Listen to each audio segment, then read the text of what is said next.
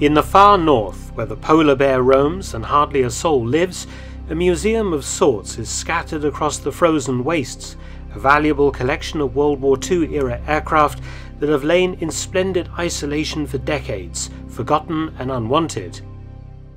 But with each passing year, the numbers of surviving World War II aircraft grows smaller, and the chances of finding examples worthy of restoration even rarer. The Arctic, by its very geography and climate, is a repository of the almost unrecoverable, inaccessible, dangerous and remote. The wrecked aircraft litter the Arctic and sub-Arctic regions of Canada, Alaska, Greenland and Norway.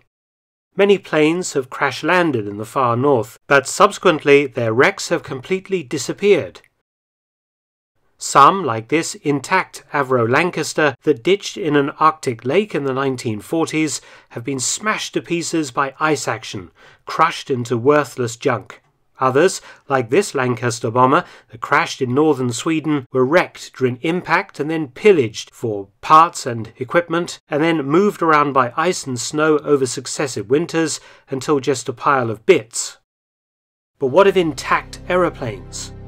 Well, you may be surprised that a few remain in the frozen north, and a few perhaps important enough to be saved and restored.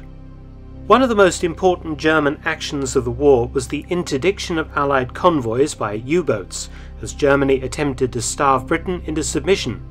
But Britain and America were also able to provide material help to their hard-pressed ally, the Soviet Union, by sending convoys on the perilous Arctic route to Murmansk and Archangel in northern Russia. The German occupation of Norway enabled Luftwaffe aircraft based in the Arctic to attack and sink the ships going to Russia. On the 2nd of September 1942, Convoy PQ18, 40 freighters bound for Archangel, set out from Scotland. Between the 12th and the 21st of September, German attacks were relentless, and using bombers and U-boats, 13 Allied ships were sunk. But the Germans also suffered heavily from the defensive fire of the convoy escorts, losing 4 U-boats and 44 aircraft. Among the aircraft lost was a Junkers Ju-88A4 of Kampfgeschwader 30 that was damaged on the 15th of September 1942. And crash-landed on the forbidding island of Svalbard, a Norwegian possession high in the Arctic. The crew survived and attempted to destroy the aircraft before walking 100 miles or more to rescue. And so the Junkers 88 has remained since 1942, a partially destroyed but also remarkably intact reminder of those terrible convoy battles, lying silent at Cap Borten on Svalbard. The Norwegians have already recovered several mostly intact Ju-88 wrecks for restoration, and since 1998 this wreck has belonged to a museum. Perhaps one day this valuable plane will end up in a museum, but for the time being continues to lie where she fell. The Douglas C-47 Skytrain, the military version of the DC-3 airliner, known in British Commonwealth service as the Dakota, is one of the most famous aircraft of all time.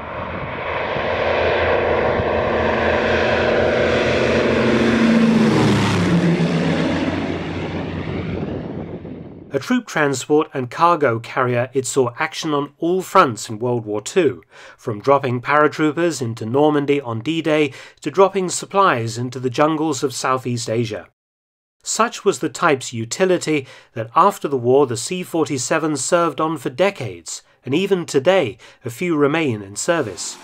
Check out my video on the last Dakota squadron still flying with the South African Air Force in 2020. See the end screen for a link. The C-47 is probably the most numerous World War II aircraft wreck in the Arctic and sub-Arctic regions. On the 9th of October 1949, a C-47 of the US Air Force flew north to bring supplies to one of the remotest weather stations in the world, Eielson, on the western shore of LF Rignes Island in Nunavut, Canada. The plane was turned around and was loaded with 10 passengers and cargo for the flight out. Unfortunately, the overloaded plane suffered wing icing, and due to this, fog and snow on the runway, the C-47 crashed. Fortunately, no one was killed. The C-47, built in 1944, has been left where it came to rest. The Eielson station was manned until 1978 and is now automated, but the cold temperatures have preserved the C-47 wreck well. Nunavut is littered with valuable World War II era planes, including several more C-47s. But there are also some rarer birds lying almost intact. The Curtiss C-46 Commando was another transport aircraft derived from an airliner. Entering service in 1941, the C-46 was built in smaller numbers than the C-47, but was used in a similar way. After the war, many surplus aircraft were purchased by small regional airlines or air freight companies and flew on for decades. Incredibly, a few are still flying in the Arctic today. A C-46 F-1CU, the Flying Tiger line, that first flew in 1945, was making a nighttime approach to the landing strip at Pelly Bay, now Kugaruk, Nunavut, on the 18th of March 1956, when its left wing struck rising terrain 5 miles from the airport and the plane crashed. The 2 crew and 1 passenger survived, but after the cargo was salvaged, the C-46 was left where it fell. It remains almost intact, apart from the scavenging of easily removable parts. It is clearly crying out for recovery and restoration. Below the Arctic Circle, in what is called the sub-Arctic, is another treasure trove of World War II era plane wrecks. The B-24 Liberator was the most numerous World War II US heavy bomber, but has become eclipsed in the public imagination by the B-17 Flying Fortress. Produced by Consolidated Aircraft of San Diego, California, it served the US and Allied air forces right through World War II and was phased out in the Korean War. Of over 19,000 built, only 13 complete examples remain today, including 2 that are still airworthy. The Aleutian Islands off Alaska's south coast saw plenty of action in World War II. Several were actually invaded and occupied by the Japanese. On the 9th of December 1942, a B-24D on weather reconnaissance duty and with Brigadier General William E. Lind aboard made a crash landing on the island of Atka after poor weather prevented the pilot from putting her down safely at one of the region's air bases. Everyone aboard survived, although General Lind suffered a fractured collarbone.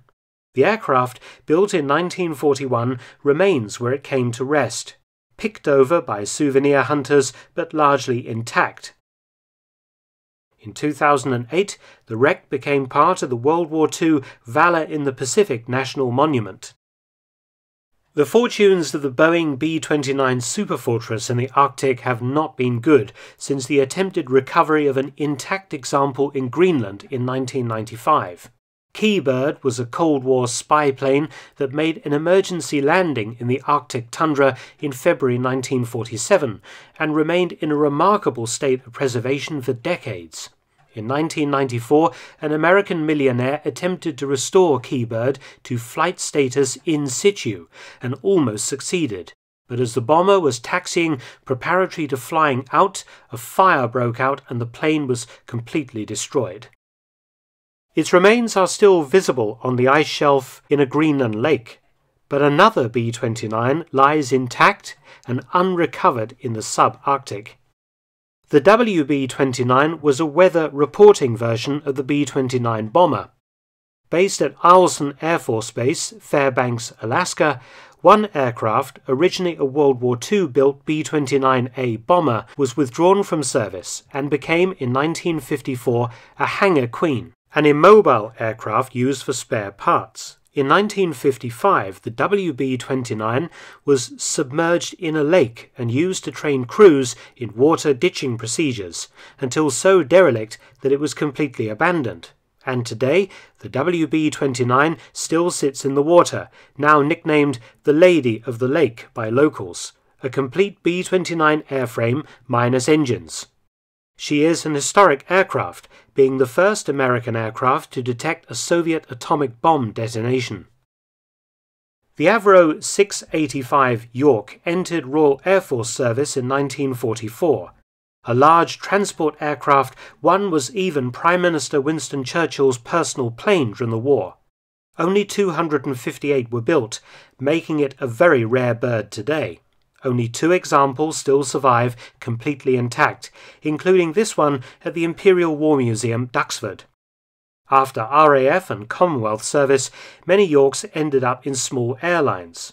One, built in 1945, joined Arctic Wings, flying supplies up to Hall Lake in Nunavut in the Canadian Arctic. But on the 12th of April 1955, during takeoff from Hall Lake, the big plane hit a snowbank, crashed and broke into 2. All 3 crew were uninjured, but the York was abandoned. This super rare British aircraft still lies where she crashed 65 years ago. Perhaps one day she will be recovered for restoration. As I mentioned earlier, Douglas C-47 Skytrains are the most numerous wrecked World War II era aircraft littering the Arctic and subarctic today. Iceland was occupied by British forces in World War II and during the Cold War housed important US bases. But Iceland contains the wreck of a derivation of the C-47, the largely unknown C-117. The C-117 was a modified version of the World War II airframe, 98 being built for the US Navy. They differed from the C-47 in having a longer fuselage, new outer wing panels, and a new tail unit. The US Navy had 4 important radar stations on Iceland, monitoring air traffic and looking for Soviet submarines. Supplies were required for the crews, and the C-117s conducted these flights.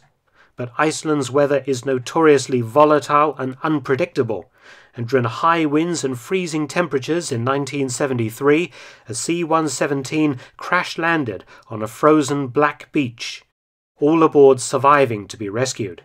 Over the years, the US military stripped the wreck of its wings, control deck and engines, leaving the fuselage behind. There are no plans to recover this important bird, which has become a tourist attraction in its own right.